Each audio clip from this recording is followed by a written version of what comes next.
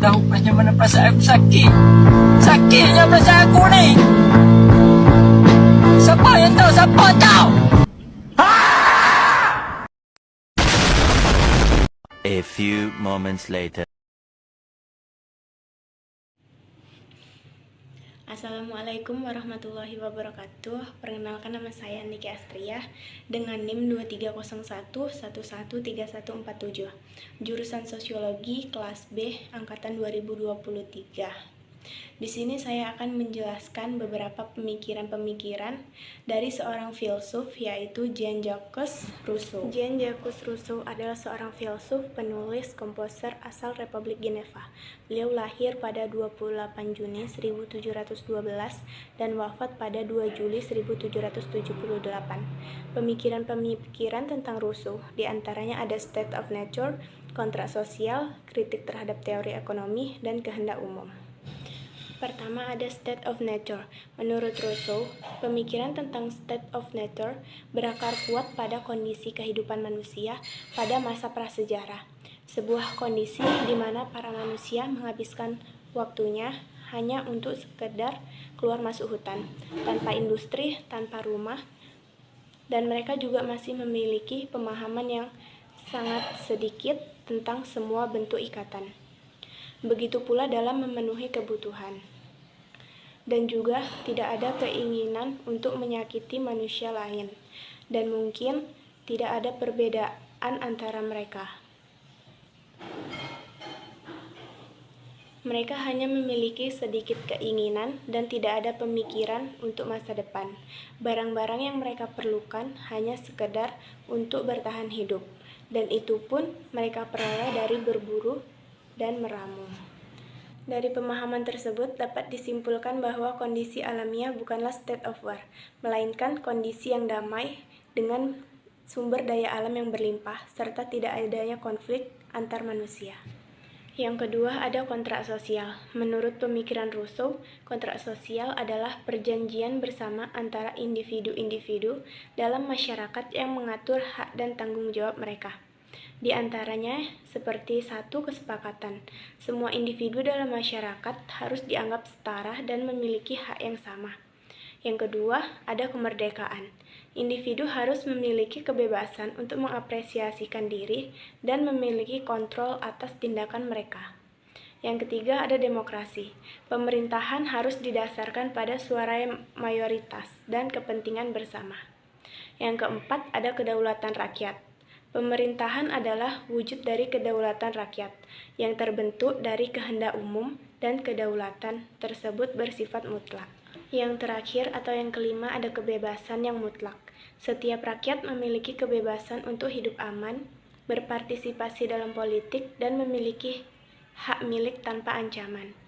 Rousseau berpendapat bahwa secara alami manusia baik dan tidak egois, tetapi peradaban dan masyarakat modern telah mengubah manusia menjadi makhluk yang tidak setara dan korup. Oleh karena itu, kontrak sosial diusulkan sebagai solusi untuk mengatasi ketidaksetaraan tersebut dan menciptakan pemerintahan yang adil, egaliter atau sederajat. Yang ketiga ada kritik terhadap teori ekonomi. Rousseau mengkritik teori ekonomi dengan beberapa argumen utama. Di antaranya seperti kritik terhadap kapitalisme. Rousseau menentang sistem kapitalisme karena ia percaya bahwa sistem ini dapat menyebabkan ketidaksetaraan sosial. Ia berpendapat bahwa ketidaksetaraan itu timbul karena adanya manipulasi lingkungan dan kegiatan ekonomi yang tidak adil, sehingga mengancam kodrat manusia yang baik. Selanjutnya ada konsep alamiah.